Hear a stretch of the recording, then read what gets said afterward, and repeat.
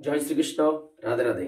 আশা করব ভক্তরা, মাতাজিরা, আপনারা সবাই ভগবান শ্রীকৃষ্ণ এবং শ্রীমতী রাধারানীর কৃপায় সবাই ভালো আছেন। আর আপনারা যাতে সংসারে পরিবার, বন্ধুবান্ধব, আত্মীয় স্বজন সবাইকে নিয়ে সবসময় ভালো থাকতে পারেন, সেটাই আমি ভগবান শ্রীকৃষ্ণ এবং শ্রীমতী রাধারানীর চরণে সবসময় প্রার্থনা করি। আজ সনাতন ধর্মের প্রচারক কৃষ্ণের দাস সুজিত নাহা আপনাদের সামনে উপস্থিত হয়েছি। 2024-এ ভক্তরা, মাতাজিরা, আবার কিন্তু একটা একাদশী চলে এসছে। সে একাদশীর নাম কি? বিজয়া একাদশী। হরিবোল হরিবোল। খুব সুন্দর একটা ভালো একাদশী। কারণ ভগবান শ্রীরামচন্দ্র ত্রেতা যুগে এই বিজয়া একাদশী কেন নিষ্ঠার সাথে পালন করেছেন। দেখুন ভক্তরা, মাতাজিরা, ভগবান হয়েও শ্রীরামচন্দ্র ত্রেতা যুগে এই বিজয়া একাদশী ব্রত পালন করেছে। তাই আজকে আপনারা নিষ্ঠার সাথে শ্রবণ করুন এই বিজয়া একাদশীর মাহাত্ম্য এবং বিজয়া একাদশীর বিধিবিধান, এবং 2024-এ কবে এই একাদশী, এই যে সুন্দর একটা একাদশী, ভগবান শ্রীকৃষ্ণকে যে একটা ব্রতের মাধ্যমে খুব সহজে সন্তুষ্ট করা যায়, সেটা কি? সেটা হলো ভগবান শ্রীকৃষ্ণ নিজেই যুধিষ্ঠির মহারাজকে প্রত্যেকটা একাদশীর মাহাত্ম্যের পরিশেষে বর্ণনা করেছেন যে, রাজন, সকল ব্রতের শ্রেষ্ঠ ব্রত হলো এই একাদশী ব্রত। কারণ এই একাদশী ব্রতের মাধ্যমেই আমাকে খুব সহজেই আমার ভক্তরা সন্তুষ্ট করতে পারে, এবং যে নিষ্ঠার সাথে এই বিজয়া একাদশী ব্রত পালন করবে তার সর্বপাপ বিনাশ হবে, এবং সে সবকিছু সুন্দরভাবে জয়ের মাধ্যমে সংসার জীবনে বিজয় উল্লাস করতে পারবে। হরিবোল হরিবোল। তাই ভক্তরা, মাতাজিরা, আজকে এই ভিডিওতে জানতে পারবেন যে এই বিজয়া একাদশীর মাহাত্ম্য কি, যেটা প্রত্যেকটা ভিডিওতে ভগবান শ্রীকৃষ্ণ যুধিষ্ঠির মহারাজকে এই একাদশীর মাহাত্ম্য শ্রবণ করান। এটা তো শুনিয়েছেন, মাহাত্ম্যটা আপনারা অবশ্যই শুনবেন। কারণ এই বিজয়া একাদশীর মাহাত্ম্য যদি আপনি নিষ্ঠার সাথে শ্রবণ করেন বা কীর্তন করেন, তৎক্ষণাৎ কি হবে? আপনি বাজপেয়ী যজ্ঞের ফল সঞ্চয় করতে পারবেন। হরিবোল হরিবোল। এত সুন্দর একটা খুব একাদশী। এই একাদশীটা কবে? অনেকে হয়তো বলছে 6 তারিখ, আবার কেউ বলছে 7 তারিখ। দেখুন, বাংলা পঞ্জিকা বা বাংলা ক্যালেন্ডার বা ইংরেজি ক্যালেন্ডার, এইসব মতে কিন্তু আমাদের শাস্ত্রের নিয়মকানুন হয় না। আমাদের শাস্ত্রের নিয়মকানুন হয় নির্দিষ্ট একটা যে পঞ্জিকা, চান্দ্র পঞ্জিকা বা বৈষ্ণব পঞ্জিকা আছে, সেটার সিদ্ধান্ত অনুযায়ী আমরা ভগবান শ্রীকৃষ্ণকে প্রীতি সাধনের জন্য সবসময় তার নিয়ম কানুন আমরা করে থাকি। তাই 2024-এর এই যে ফাল্গুন মাসের কৃষ্ণপক্ষের একাদশী, যার নাম বিজয়া, এটার সঠিক টাইম হলো 7ই মার্চ। 7ই মার্চ বৃহস্পতিবার। ভক্তরা, মাতাজিরা, সারা পৃথিবীতে একটাই নির্দিষ্ট দিন, 7ই মার্চ 2024-এর বৃহস্পতিবার উদযাপন হবে এই বিজয়া একাদশী। এটা হলো ফাল্গুন মাসের কৃষ্ণপক্ষী একাদশী। তাই ভক্তরা, মাতাজিরা, যারা একাদশী করছেন তারা তো ভগবান শ্রীকৃষ্ণের খুব সহজেই সন্তুষ্টি বিধান অর্জন করতে পেরেছেন, এবং আপনারা সংসার জীবনে অবশ্যই ভালো থাকবেন। আর আরেকটা কথা, যারা আমার এই কৃষ্ণ কথা সুজিত নাহা চ্যানেলটা সাবস্ক্রাইব করেছেন, সমস্ত সাবস্ক্রাইবারদের উদ্দেশ্যে আমি প্রত্যেকটা একাদশীর দিন এখন থেকে আমি ভগবান শ্রীকৃষ্ণ এবং শ্রীমতী রাধারানীর চরণে আপনাদের উদ্দেশ্যে আমি ভগবান শ্রীকৃষ্ণের কাছে প্রার্থনা করব, যাতে আপনারা সবাই, আমার সমস্ত সাবস্ক্রাইবার, ভিউয়ার্স এবং সমগ্র বিশ্ববাসী সনাতনধর্মী মানুষরা, আপনারা সংসার জীবনে যে যেখানেই থাকুন, সবাই যাতে পরিবার, বন্ধুবান্ধব, আত্মীয় স্বজন সবাইকে নিয়ে ভালো থাকতে পারেন। তাই ভক্তরা, মাতাজিরা, আপনি তো একাদশী করবেনই, যে আসছে 7ই মার্চ বিজয়া একাদশী, এবং আপনি পরিবার, বন্ধুবান্ধব, আত্মীয় স্বজন যত পরিচিত আছে আপনার আপনি তাদেরকে এই একাদশী ব্রত পালন করতে উৎসাহী করুন। কারণ তাহলে আপনি ভগবান শ্রীকৃষ্ণের আপনি কৃপা অর্জন করতে পারবেন। তাই এটা হলো ফাল্গুন মাসের কৃষ্ণপক্ষে একাদশী, বিজয়া নামে প্রসিদ্ধ। কারণ ভগবান শ্রীকৃষ্ণের যে একটা কৃষ্ণপক্ষের একটা শুক্লপক্ষের প্রত্যেকটা বাংলা মাসে দুটো একাদশী হয়। তাই ভক্তরা মাতাজিরা একাদশী আপনারা কি করবেন, আগের দিন সংকল্প করবেন, ভগবান শ্রীকৃষ্ণ শ্রীমতী রাধারানীর বিগ্রহের সামনে দাঁড়িয়ে সংকল্প মন্ত্র বলবেন, বা সংকল্প মন্ত্র যারা না জানেন তারা কি করবেন, ভগবান শ্রীকৃষ্ণের সামনে বিগ্রহের সামনে দাঁড়িয়ে, হে কৃষ্ণ, আমি আগামী দিন এই ফাল্গুন মাসে কৃষ্ণপক্ষিয়া বিজয়া নামে প্রসিদ্ধ একাদশী ব্রত পালন করতে ইচ্ছুক। আপনি আমাকে কৃপা করে আপনি মদীয় শরণাগত হবেন, আমি যাতে নিষ্ঠার সহিত এই বিজয়া একাদশী ব্রত পালন করতে পারি। এবং বিজয়া একাদশী ব্রত শুধু পালন করলে হবে না ভক্তরা মাতাজিরা, পরের দিন কিন্তু আপনি নির্দিষ্ট সময়ের মধ্যে পারণা করতে হবে। পারণা কেন করতে হয়? আপনি যেহেতু একাদশীর দিন পঞ্চশস্য আহার থেকে বিরত থাকবেন, তাই কি করবেন, পরের দিন তো আপনি পঞ্চশস্য আহার গ্রহণ করতে হবে। এই পঞ্চশস্য আহার গ্রহণের পূর্বে একাদশীর পরের দিন দ্বাদশী দিন আপনি ভগবান শ্রীকৃষ্ণের সামনে নিরামিষ পঞ্চশস্য আহার এই রন্ধন করে ভোগ নিবেদন করে তারপরে আপনি নির্দিষ্ট সময়ে যে পারণার সময় দেওয়া থাকবে আমাদের বিজয়া একাদশীর, সেই নির্দিষ্ট সময়ের মধ্যে পালনা করে একাদশী ভঙ্গ করবেন। কারণ আপনি যে আগের দিন সংকল্প করলেন ব্রত করার জন্য, আবার কি হবে, ব্রতের পরের দিন এই সংকল্প ভঙ্গ করার জন্য পালনা করতে হয়।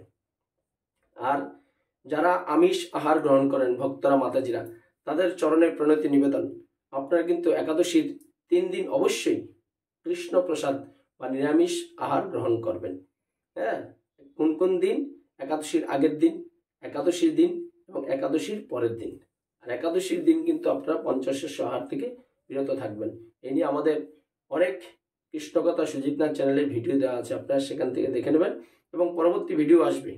একাদশী যখন আসে আমি কিন্তু প্রত্যেকটা একাদশীতেই 3টে ভিডিও ছাড়ি, একটা মাহাত্ম্য বর্ণনা, তারপর আরেকটা একাদশী আপনারা কীভাবে করবেন, এবং পরেরটা একটা বুলেটিন থাকে যে এই একাদশী কেন করবেন।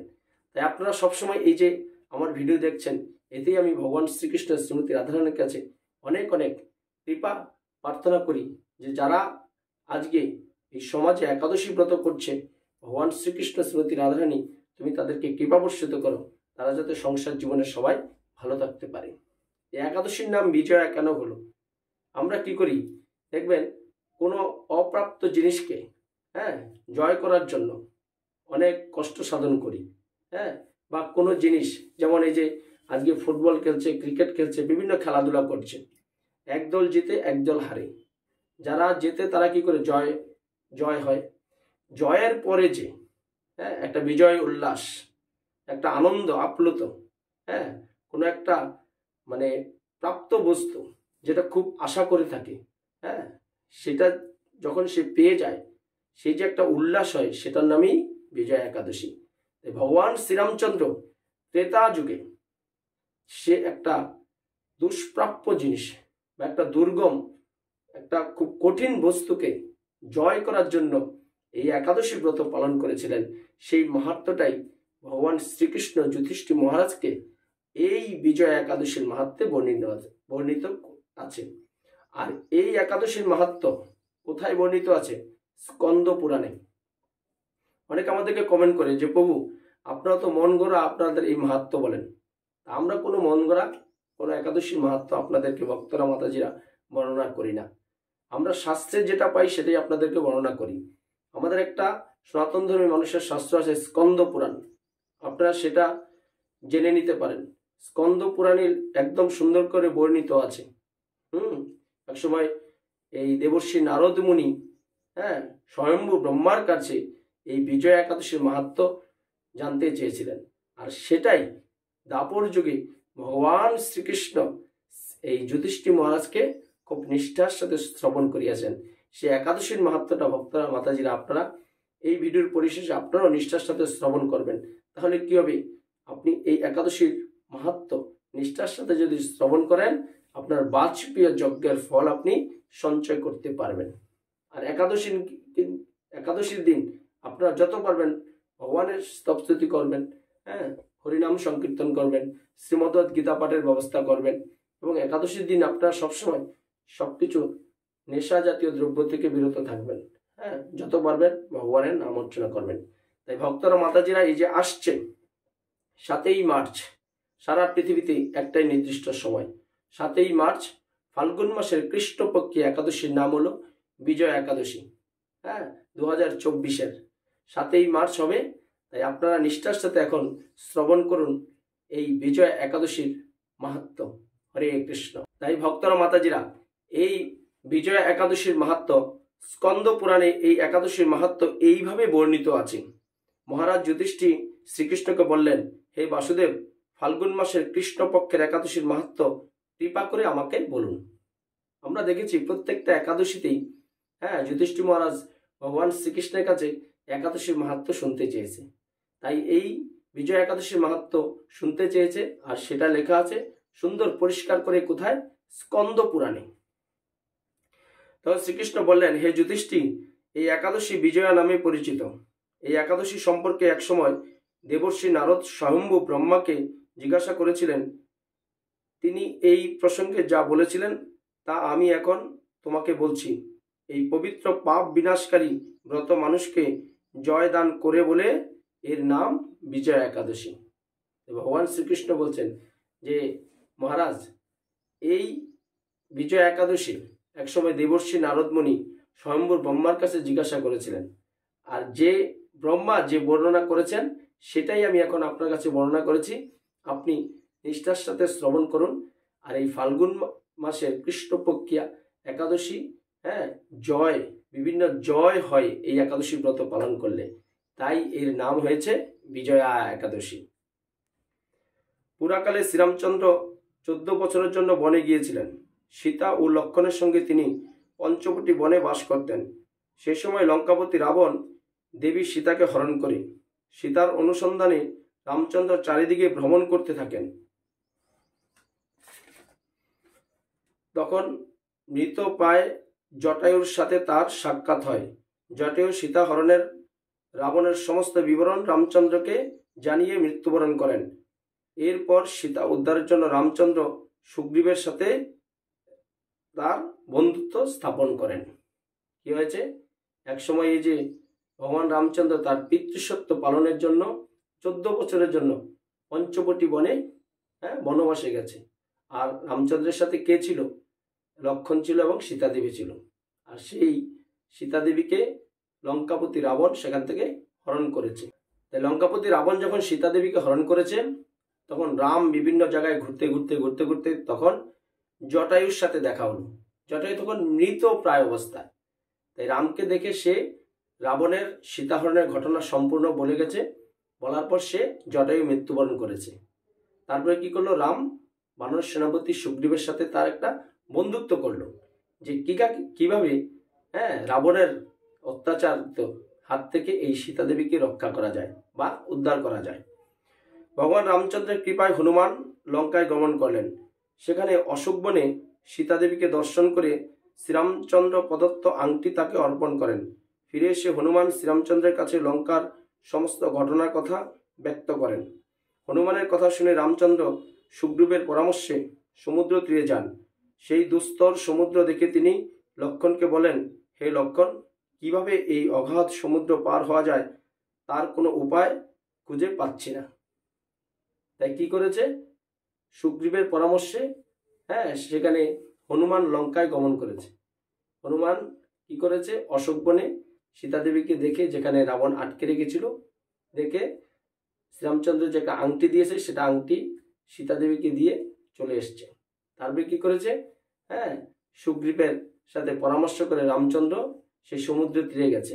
কিন্তু রামচন্দ্র গিয়ে দেখে অগাধ সমুদ্র, যার কোনো কুল কিনারা নাই, খুঁজে পাওয়া যাচ্ছে না। তারপর তার সাথে লক্ষ্মণই ছিল। লক্ষ্মণকে জিজ্ঞাসা করছে, ভাই লক্ষ্মণ, এখন কি করা যায়? এই যে দুস্তর এত বিশাল সমুদ্র জলরাশি, আমরা কি করে পার করে সেই অশোক বন থেকে সীতা দেবীকে উদ্ধার করব, তার কোনো উপায় খুঁজে বের করো। উত্তরে লক্ষ্মণ বললেন, হে পুরুষোত্তম, সর্বজ্ঞাতা আদিদেব আপনি, আপনাকে আমি এই কি উপদেশ দেব? তবে বকদালব্য নামে এক মুনি ঋষি এই দ্বীপে বাস করেন। এখন থেকে 4 মাইল দূরে তার আশ্রম। কি হয়েছে? যখন লক্ষ্মণকে বলল যে কোনো উপায় খুঁজে বের করো, তখন লক্ষণ বলছে, হে পুরুষোত্তম, ভগবান বলে সম্বোধন করেছে, যে আপনি আদি দেব, আপনি সব কিছু জ্ঞাতা, আপনি সব জানেন। হ্যাঁ, আপনাকে আমি কি করে উপদেশ দেব? তবে এই নদীর নিকটেই এই যে বগদালব্য নামে এক মুনি ঋষি বাস করেন, তার আশ্রম আছে। হ্যাঁ, এখান থেকে 4 মাইল দূরে সেই বগদালব্য মুনি ঋষির আশ্রম, সেখানে আমরা যেতে পারি। তারপরে, হে রাঘব, আপনি সেই প্রাচীন ঋষিশ্রেষ্ঠকে এর উপায় জিজ্ঞাসা করুন। লক্ষণের মনোরম কথা শুনে তার সেই মণিবরের আশ্রমে উপনীত হলো। ভগবান রামচন্দ্র ভক্তরাজ সেই মুনিকে প্রণাম করলেন। মণিবর রামচন্দ্রকে পুরাণ পুরুষ বলে জানতে পারলেন। আনন্দ ভরে জিজ্ঞাসা করলেন, হে রামচন্দ্র, কি কারণে আপনি আমার কাছে এসেছেন তা কৃপা করে বলুন। তাই বগদালব্যের আশ্রমে গেছে। হ্যাঁ, দেখুন, ভগবান রামচন্দ্র হয়েও যেহেতু উনি ভক্তরাজ ঋষি, তাকে প্রণাম করেছে। আর সেই ঋষি তো মানে ভগবানকে দেখে, রামচন্দ্রকে দেখে আপ্লুত, খুব আনন্দ। আজকের দিনে আমরাও দেখবেন যে হঠাৎ যদি কোনো আমার চেয়ে একটু বড় আধ্যাত্মিক কোনো ভক্ত বা কোনো মহাপুরুষকে আমরা দেখি বা কোনো বৈষ্ণবকে দেখি, আমাদের মনে খুব একটা আনন্দ হয়। হ্যাঁ, যে কৃষ্ণের লোক, বিষ্ণুর লোক এসছে, খুব আনন্দিত হই। তাই সেই ঋষিও খুব আনন্দিত হয়েছে রামচন্দ্রকে দেখে। তারপর জানতে চেয়েছে যে আপনি কৃপা করে বলুন যে কেন আমার এই আশ্রমে এসছেন। শ্রী রামচন্দ্র বললেন, হে মণিবর, আপনার কৃপায় সৈন্য সহ আমি এই সমুদ্র তীরে উপস্থিত হয়েছি। রাক্ষস রাজার লঙ্কা বিজয় করাই আমার প্রধান উদ্দেশ্য।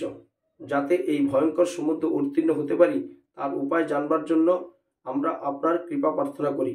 মণিবর প্রসন্ন চিত্তে পদ্মলোচন ভগবান শ্রীরামচন্দ্রকে বললেন, হে রাম, আপনার অভীষ্ট সিদ্ধির জন্য যে ব্রত করণীয় আমি তা বলছি।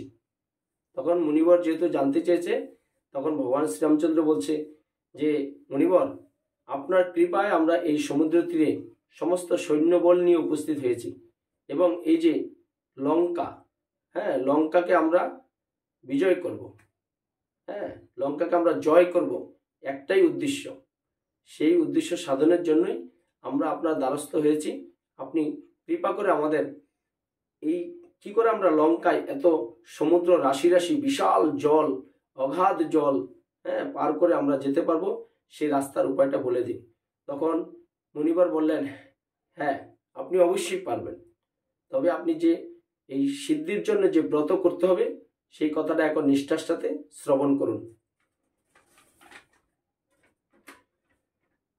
তখন মুনিবর বললেন, ফাল্গুন মাসের কৃষ্ণপক্ষের বিজয় নামক একাদশী ব্রত পালনে আপনি নিশ্চয়ই সৈন্যসহ সমুদ্র পার হতে পারবেন। এই ব্রতের বিধি প্রদান করুন। বিজয় লাভের জন্য দশমীর দিন সোনা, রূপা, তামা অথবা মাটির কলস সংগ্রহ করে তাতে জল ও আম পাতা দিয়ে সুগন্ধি চন্দন সাজিয়ে তার উপর সোনার নারায়ণ মূর্তি স্থাপন করবেন। কিভাবে করতে হবে? ফাল্গুন মাসের কৃষ্ণপক্ষের একাদশীটা কি করতে হবে?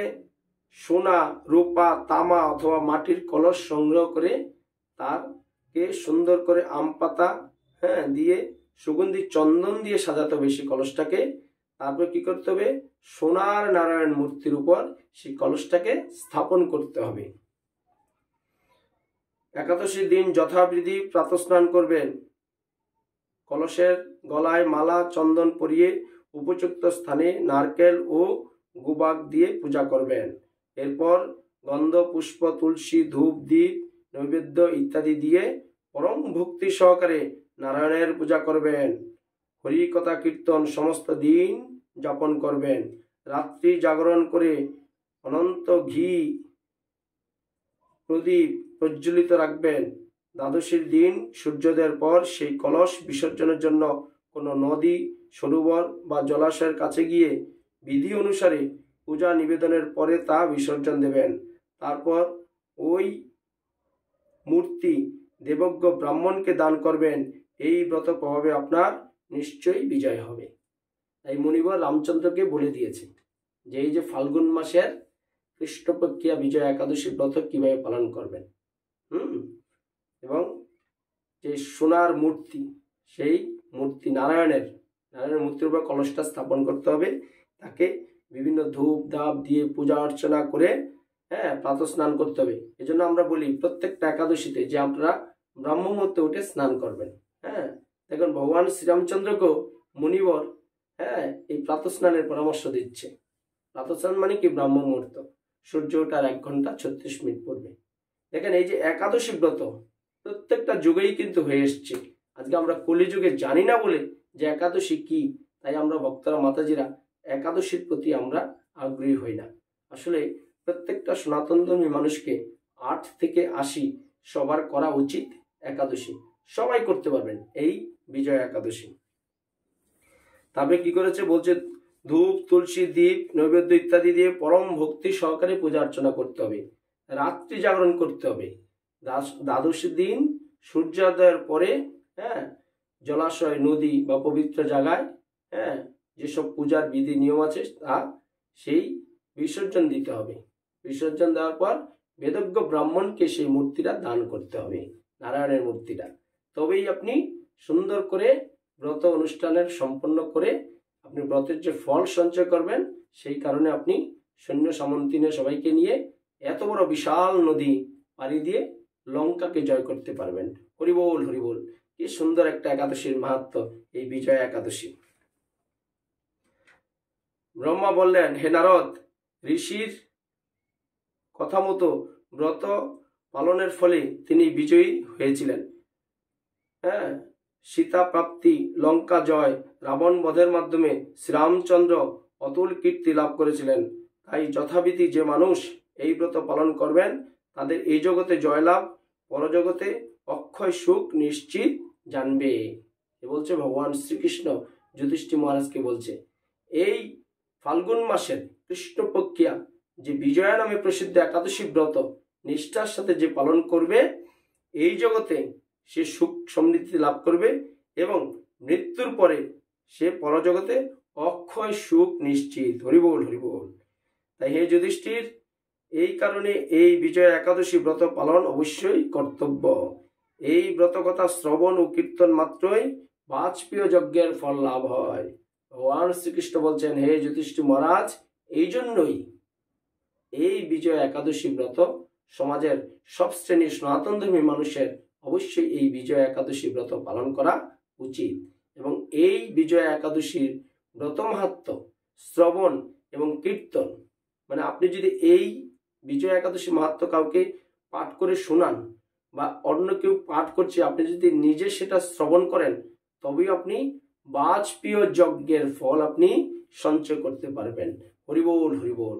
তাই আসছে 7ই মার্চ, একটাই নির্দিষ্ট দিন, ফাল্গুন মাসের কৃষ্ণপক্ষী একাদশী 2024-এর বৃহস্পতিবার। ভক্তরা মাতাজিরা আপনারা সবাই নিষ্ঠার সাথে বাড়িতে পালন করুন। এই ছিল আজ সনাতন ধর্মের প্রচারক কৃষ্ণের দাস সুজিত নাহার ইউটিউব চ্যানেল কৃষ্ণকথা সুজিত নাহা থেকে বিজয়া একাদশীর মাহাত্ম্য এবং বিবরণ। আপনারা সবাই ভালো থাকুন, সুস্থ থাকুন এবং চোখ রাখুন আমাদের কৃষ্ণকথা সুজিত নাহা চ্যানেলে। পরিশেষে বলুন, জয় শ্রীকৃষ্ণ, রাধে রাধে। জয় শ্রীকৃষ্ণ, রাধে রাধে। কৃষ্ণকথা সুজিত নাহা চ্যানেল সাবস্ক্রাইব করুন, আমার সাথে শ্রীকৃষ্ণ ও রাধারানীর কৃপা লাভ করুন। এই অমূল্য মানব জীবনে কৃষ্ণ চেতনা, কৃষ্ণ ভাবনায় জাগ্রত করে ভগবান শ্রীকৃষ্ণ ও শ্রীমতী রাধারানীর সেবার মাধ্যমে যাতে মৃত্যুর পরে অপাকৃত জগতে গিয়ে আপনারা ভগবান শ্রীকৃষ্ণ এবং শ্রীমতী রাধারানীর কৃপা লাভ করতে পারেন, সেই রাস্তাটা আস্তে আস্তে প্রশস্ত করুন এবং পরিশেষে বলুন, জয় শ্রীকৃষ্ণ, রাধে রাধে।